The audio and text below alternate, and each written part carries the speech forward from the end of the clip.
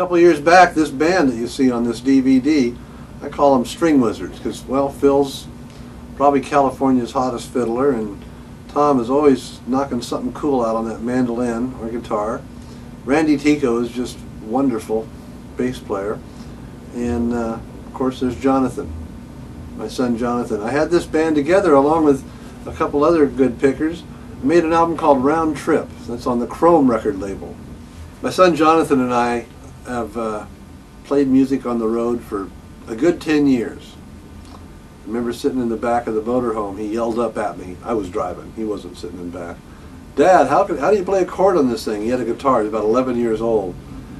And I looked in the mirror, and I could see in the mirror, or the rearview mirror, back in the back, he had this E chord looking chord already. I said, well, looks like you got it. Just put that index finger down on the 3rd string at the 1st fret. And he went, whack. There was his first E chord. And he said, now what do I do? I said, well, raise it up and put it back down a few times. And he started playing something like Mystery Train. And now we see him here on the DVD, and he's going to be taking off on his own career. So keep an eye out for Jonathan. Jimmy Ibbotson, he and I go back 30 or more years, actually. About 1.5 million miles on the road together and a couple million miles in the air. Ibby's a guy that can always come up with a new song, a new twist, or he can come up with an old song that you didn't think he knew. He probably knows more songs than anybody I know. And if he doesn't know them, he sure got me fooled.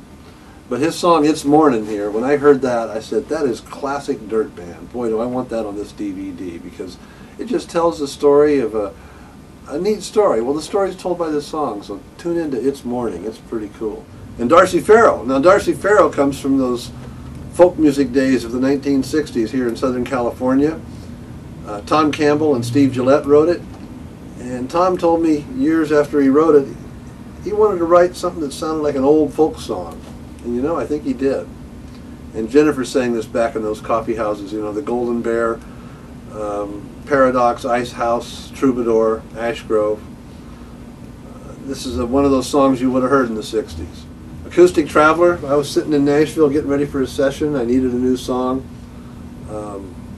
So I sat down with a guitar and started around 10 o'clock at night, and by 2 in the morning I'd finished this little piece I call Acoustic Traveler.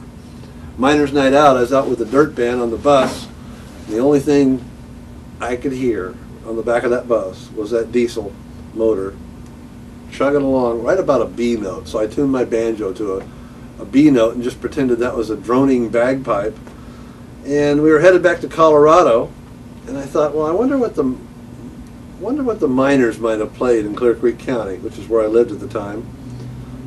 And I tried to make up this tune that started off with one instrument and then had another instrument kind of come in, and then by that time somebody over at another campground had heard that music and had learned the song and came over and joined in. And so here's everybody joining in on Miner's Night Out.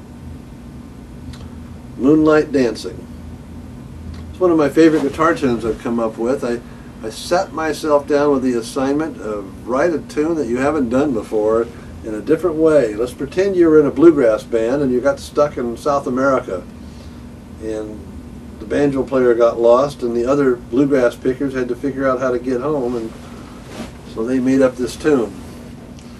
Hope you enjoy the thing we put together here at the Fox Theater, this DVD, and it's fun to be on one of the first ones. So check out the credit page and you'll see a bunch of people that are just right up there in this new technology about DVD. I better go get me a player now so I can watch this.